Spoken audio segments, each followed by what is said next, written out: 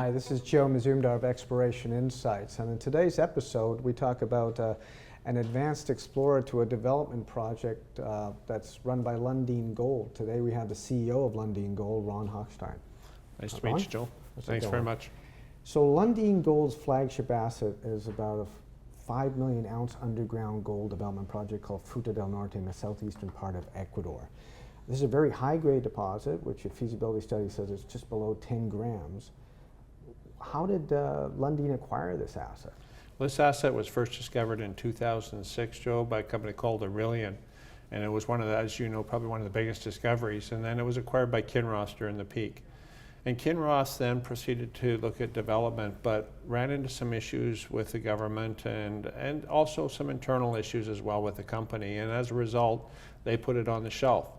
And Lucas, who had a good relationship with management of Kinross, happened to be meeting with them in May of 2014, and the discussion came on Fruta del Norte, and I think it shows the Lundin Group ability. I got the phone call at that time, we need to put a team together. We started doing due diligence. Lucas and I and a couple of advisors flew to Ecuador in June of 2014, because the key was, given the history, Lucas needed to know that was the government now really seriously thinking about mining, and were they committed to seeing a mining industry being developed.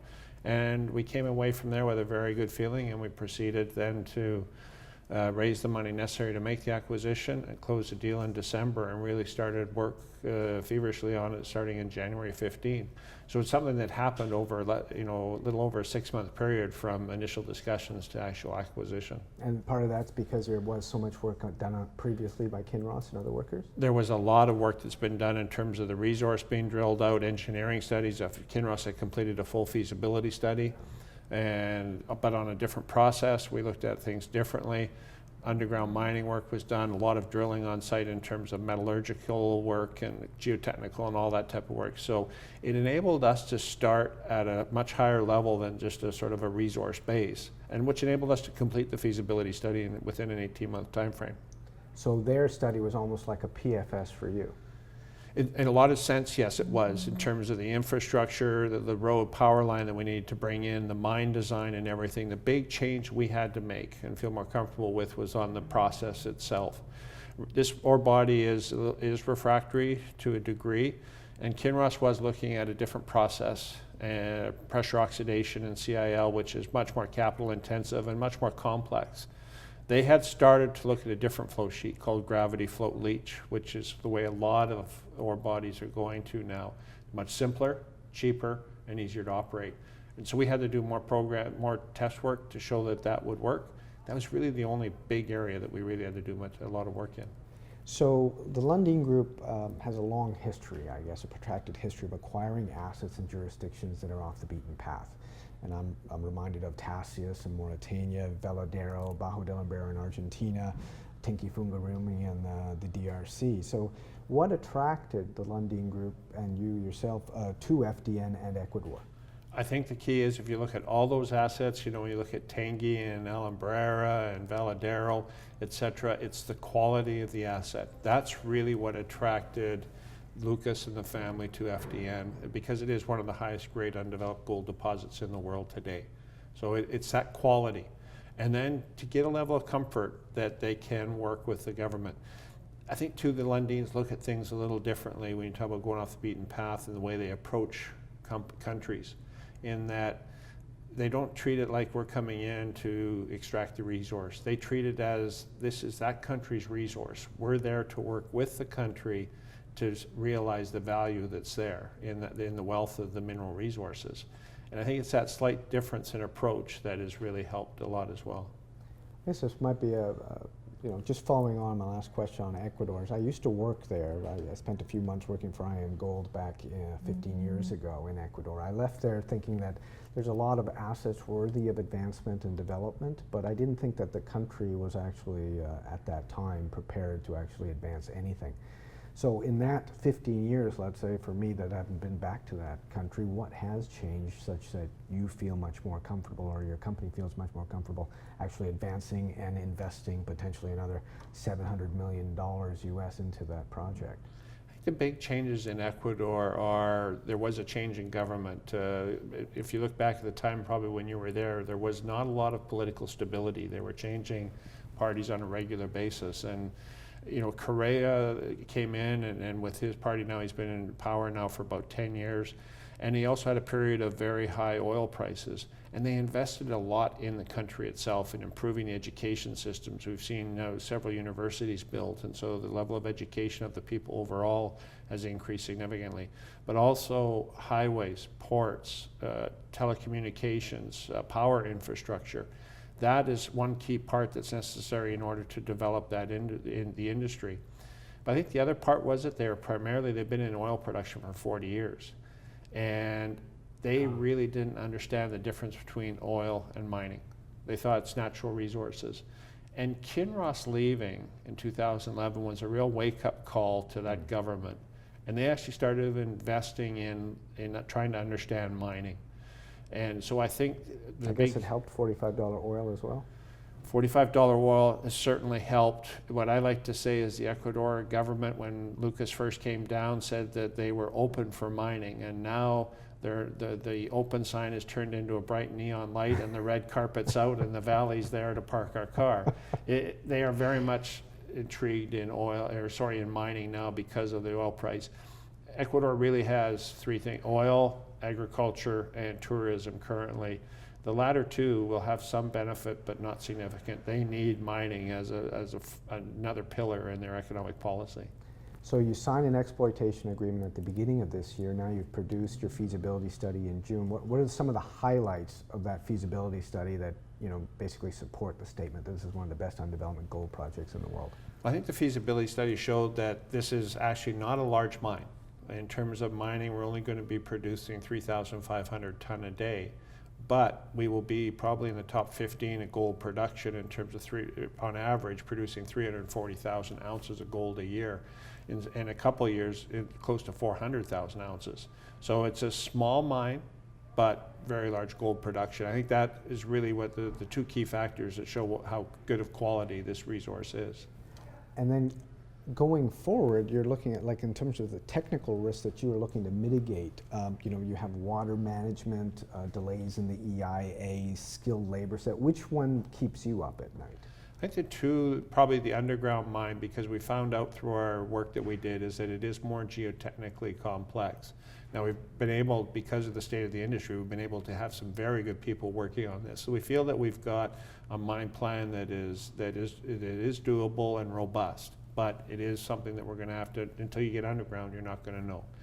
The other aspect is training, because as we've said, Ecuador has no mining experience, and so training is going to be part that we're starting to look at that already, and it's going to be a big part of what we need to do in order to make this operation a success. But that was a similar case in Argentina with Bajo de la Umbrera. I mean, when MIM came in and purchased that asset, there wasn't much mining in Argentina. Is that some of the consolation that the Lundin Group can take, is that we've been there and done that before? It is, but we've also seen that in the Congo and other places. So yeah, we've been there and done that before. And I think what is also helping a lot is we work not only just the company itself, Lundin Gold, but we also work with the Lundin Foundation, who helps us a lot to leverage the efforts in terms of building training programs. For example, Lundin Foundation on its own is working with the Ministry of Education to start up a high school program to help people that may have left school and need their high school education. So it's an accelerated high school program, totally funded by the Lundin Foundation. And infrastructure, you were saying that Ecuador's made a lot of improvements. In terms of the power requirements, and you want grid power, obviously, for this 3,500 ton per day plant. Do they have everything right now, or do you have to improve the infrastructure? Essentially what we have to do, they have excess power capacity, so we're not worried about that there. They're actually exporting. Ecuador has gone from a country that was having regular brownouts now to exporting power to Colombia. So the power on the grid is there. We do need to extend the national grid about 20 kilometers from its currents down to the town that's nearest us, and then we will have our private line in. But you look at that power and a 20-kilometer road, that's really all we have for infrastructure investment for this project.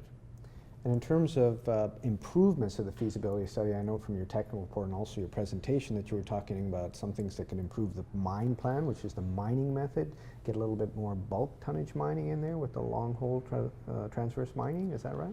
That's right, Joe. What we had a very limited time frame in order to complete the feasibility study because of the Ecuadorian labor laws. We had 18 months. So at some points we had to just cut it off. But we know now, and we've already, from the time we completed, we're already been working on the mine plan. We're looking at, yes, trying to get more into a different mining method, which will reduce our mining costs. We're reevaluating the cutoff grade, which could add more life to the mine itself. And just the general mining, the advance rates, time. This, from the time we start construction, this is going to be driven by the mine the whole time frame. So whatever we can do to shorten up that development pathway will bring production that much sooner. And I note that you're talking about 4.8 million ounces in the reserves, which are all probable, but you've got another 7 million ounces of a pool of indicated resource. So is that an easy win in terms of for you extending the mining? 4.8 is part of, it's not, 7 is not it's addition. included, yeah. We think there's opportunity, definitely, to increase our resource to reserve percentage. We are a bit, if you look at the industry average, we're on the low side. Now, underground tends to be a little bit lower, but I think a large part of that would be once we get underground, but we definitely feel very confident that we'll be able to bring more into the reserve category. Would you ever contemplate, once you're underground and you're building up this reserve base, to increase the throughput, or do you want to keep it where it is? I think at this point in time, given the grade that we see, that, you know, typically what happens is people have to increase their throughput as they see declining because of the grades aren't what they thought, or declining grades. We believe that for the first 13 years we'll have good grade. There's extensions to the south which might be lower grade. That then we would maybe look at increasing the tonnage. In terms of the 650 to 700 million upfront capital, what are some of the improvements that you can make that might have some positive impacts on reducing that number? Well, obviously that with the mining, if we can shorten that time is money. So if we can shorten that time, that should definitely help us with our capital costs. But a couple of the other areas we're looking at is, we know that the industry's in a tough time. When you do a feasibility study, you have to just take the initial quotes. We know once we start negotiating with suppliers and maybe buy packages, we'll be able to reduce our costs. The other area is the execution, the way we're looking at doing this. The feasibility study was done with very traditional engineering, procurement, construction management, or EPCM. We're looking at doing these construction management ourselves. And we've started building the team with people that have done this before in an environment such as Ecuador and Peru and other areas. And we estimate that that could save between 20 and 25 million off the capital cost. Right, so you would increase the owner costs but take away any kind of contractor involvement, because you will actually be doing the engineering and the procurement as well as the construction and management? No, we would farm out the engineering and part of the procurement, but we would be focusing on doing the construction management ourselves. And that essentially cuts out a lot of contractor overhead and profit. Right, and in terms of access, is it remote or is it easily accessible? A lot of people talk about this as being a remote project, but I've worked in the north in Canada and I would not consider this remote. We can drive in. We fly an hour south from Quito and then drive in from a very nice airport, 4-hour drive into site on paved and gravel roads. So, and currently we have line power at our camp. So I don't consider this remote, but the project guys do, because we are 400 or 500 kilometers away from a port. Okay. And going forward, I realize that you've just did a financing and you raised about 95 million Canadian, and going forward, I believe your next significant catalyst is to get that permit before the end of the year.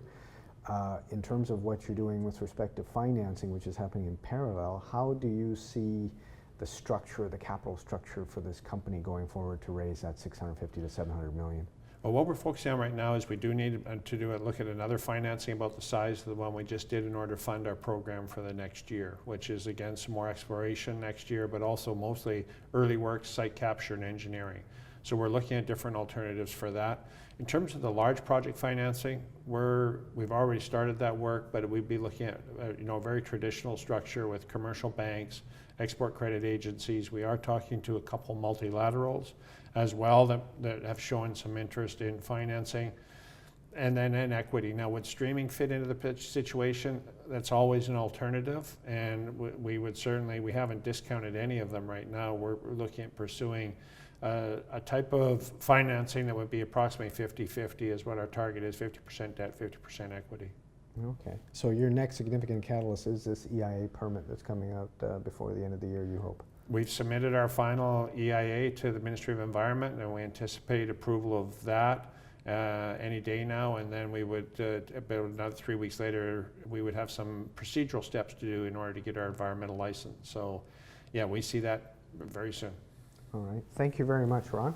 Thanks, Joe. Appreciate the time. And that's Joe Mazumdar from Exploration Insights, and if you want more insights, just go to explorationinsights.com. Thank you.